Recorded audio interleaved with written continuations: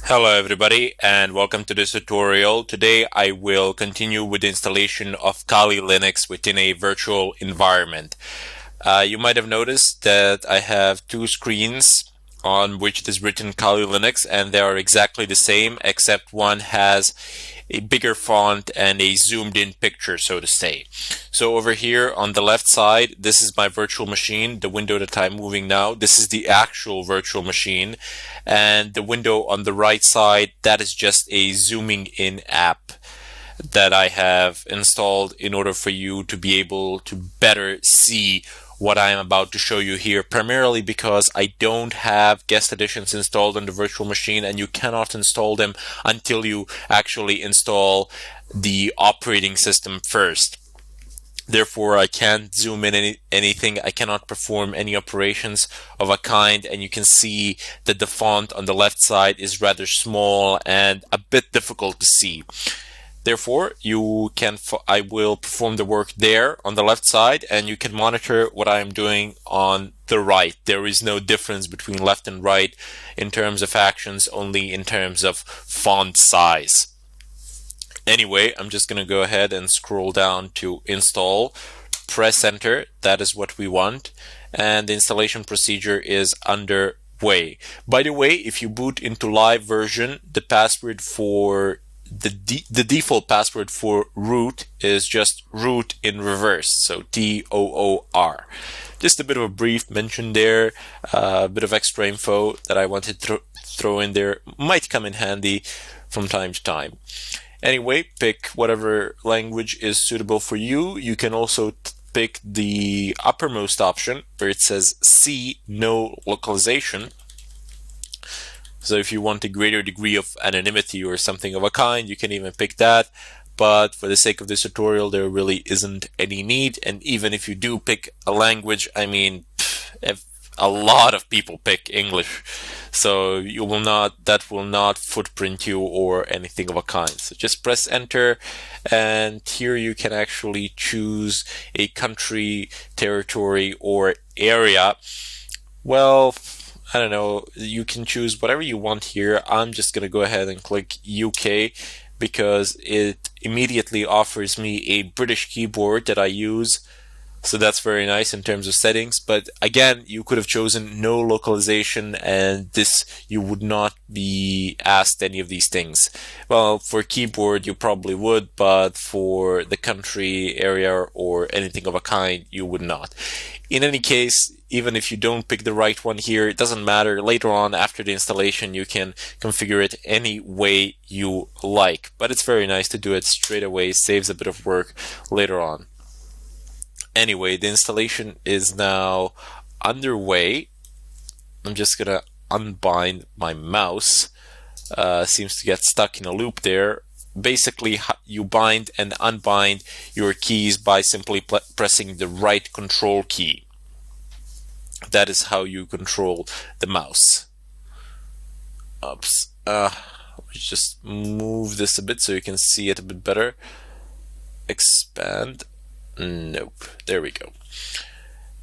Anyway, there's some auto configuration going on now. Nothing really noteworthy, so to say. Let me just change this a bit. There we go. And you can pick a host name here, unless you have some sort of specific preferences, or you actually have a registered host name or something of a kind, which you do not want to use here, by the way. You can just leave it as default. You can type in, you can leave Kali, or you can actually write whatever you want your computer to be called. So I'm just going to leave it. I'm just going to leave the default, but you can, as I said, you can write whatever you wish to write there. No problems. So let's just go on to the continue. By the way, you don't have a mouse option here while you're doing this installation. So pressing tab switches between fields and options. If you press space, that means you're marking the field, and tab means switching fields. So you use tab, space, and enter to actually call a function to execute something. In this case, I'm just going to say continue.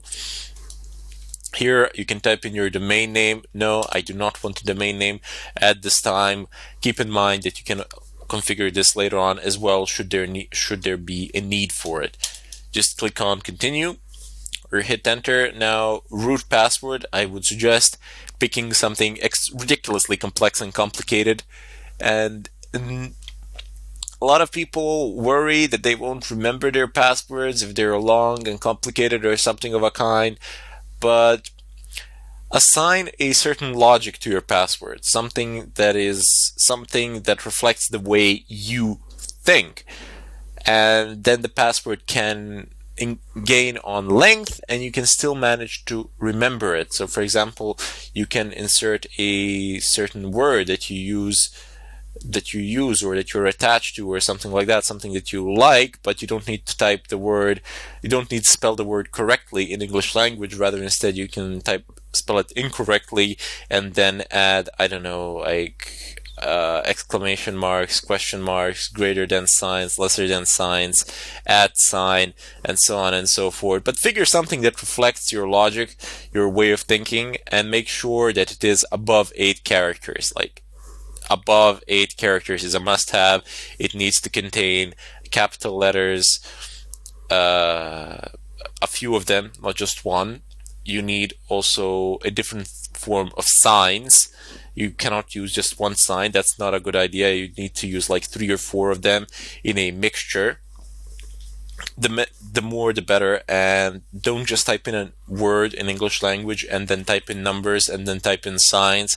So you are already assigning a very strict order, so any brute forcing attack will go much easier if you do something like that. Rather, instead, try to have a mixture, try to randomize the position of the types of characters that you're going to put in to your password. Give some thought to this. Don't just type in something at random. Don't just type in something easy here. Just give some thought to it. For the time being, for the sake of this tutorial, I'm going to use one of the dumbest passwords possible. I'm going to type in test. That's going to be the password of this virtual machine, and I'm going to hit the continue button. But as it's going to ask you to verify it by forcing you to re-enter it, and there we go, it's going. But once again, I emphasize, use a strong password above 8 characters plus, with characters and capital letters as well. So now we have partitioning methods, and if this was my main machine, if this was my host machine, I would definitely do this manually. I would want my partitions to be configured in a certain way, but since this is a virtual machine, I'm just gonna go ahead and say guided use entire disk. It doesn't matter to me, as there is only one partition anyway, and it's 138 gigs. It's pretty much better like this, as we don't really have any legit need for anything of a kind unless we wanted to set some sort of encryption or something of a kind. Press enter. All files in one partition. Recommended for new users. Sure, we can do that. You can separate home partition. You can separate all of these partitions. For example, this is something that I did on my host machine. You have a lot of things that are separate, and my main drives are also fully encrypted. So it would, even if I lost my laptop or it got stolen, it would be really difficult to access pretty much anything. Even the BIOS is locked, so you can't even reinstall it. You would literally have to open up the laptop, take the BIOS battery out, which is underneath my main processor, and you're more likely to basically permanently damage the motherboard than you are to actually remove and put back that battery in order to reset the BIOS. That's one of the very nice fail-safes for devices, especially for compact laptops. But in this case, we don't need any of that, primarily because such configuration and such things are done on the host machine. You encrypt your partitions there, you lock the BIOS there, and so on and so forth. While on the other hand, with virtual machines, there's no need to do anything of a kind, primarily because the host machines are the fail-safe. If that fails, everything else will fail. So you don't need to worry about it. You don't need to add those unnecessary layers, I would say, primarily because they're going to slow you down in the greater scheme of things. So press enter, finish partitioning, and write changes to disk. Before I do that, let me just go ahead and explain our partitioning scheme here, our partitioning layout here. So you have primary #1 primary 126.5 gigabytes space f space ext4 space slash. Now all these things have a meaning, but what you need to know is that, like in Windows, you have NTFS partitioning, NTFS partitions. In Linux, you have ext4 partitions. They are a bit faster. That's one thing that goes in the favor of Linux. And you also, during the partitioning of the disk with a Linux system, there is only one partition which is a must-have, which is an absolute requirement, and that is this first partition that I have selected. Its marcation is just /. That is the root partition, and you always need to configure it. Always. Without it, manual partitioning will not work. You will get error messages saying that you must specify a root partition. Down below, we have swap. Swap is basically a fail-safe method. So when you run out of RAM memory, you basically tell your system, okay, you can have this portion of the hard drive and you can use it as RAM, which functions in a very slow manner, but it will prevent your machine from crashing. Usually swap partitions are configured to the double size of your RAM. My RAM is 8 gigabytes, but here by default the computer has assigned 4 because this is a virtual machine, and if you remember at the beginning I have assigned 2 gigabytes of RAM to this virtual machine, so it has just multiplied it by 2. It wasn't exactly 2, it was just above 2, and it has multiplied it by 2, so I get 4.3 gigabytes of swap space. Now, on most of the modern systems, on most of the modern computers, you will not require swap partitions. Even though if you don't make it, you'll get a warning, but rare are the cases when you will need a swap partition, when you will waste all 8 gigabytes of RAM or something of a kind. I mean, it happens to me from time to time, but usually if it happens, there's something wrong with the system. I don't want it to continue consuming resources. I want it to stop there. Anyway, now that you know that what some of the options here mean, you have marcation for the disk here. It's SDA, but we'll get into that later as we configure the system. So you also have some other options here. It says configure encrypted volumes, configure logical volume manager, LVM, configure RAID, and you can go back to guided partitioning. So these are all very nice options that come for free, and you might think, oh well, that's no big deal or something of a kind, but believe me when I tell you, these things in proprietary operating systems, they cost a lot of money, while here they are free and generally work better. What we will be interested today will not be RAID because we don't actually need it. You can configure encrypted volumes as well. I will demonstrate at a later time encryption methods. You don't need to encrypt your volumes in a virtual machine, but you can encrypt certain files or folders if you don't want to grant access to them. However, my hard drives here on my host machine are encrypted, so I am pretty safe in that regard. I'm just going to go ahead now to the bottom, press enter, and finish partitioning and write changes to disk.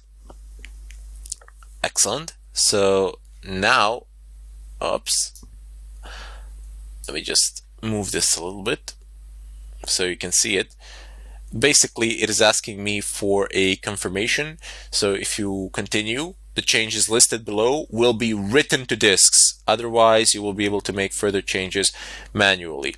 Now, it is informing me of the changes to be made, and telling me basically that all the information will be lost should there be anything there. And you can see that by default it is set to no, so that you don't press enter by mistake and erase pretty much all the data on your disks, because this installation, this ISO file that you're installing, it does not know that it is being installed on a virtual machine on which nothing pretty much exists and there is nothing to be lost. So write changes to disks, yes, go ahead and continue with the procedure. It is now, the installation process is now underway, and this is gonna take a while, I can tell you that much. So while this is going on, I just want to go ahead and pause the video here and finish this tutorial. In the next tutorial, once the installation is complete, I will actually get into Kali, start configuring it, and introduce you to its interface. In any case, I bid you farewell, and I hope to see you all in the next tutorial.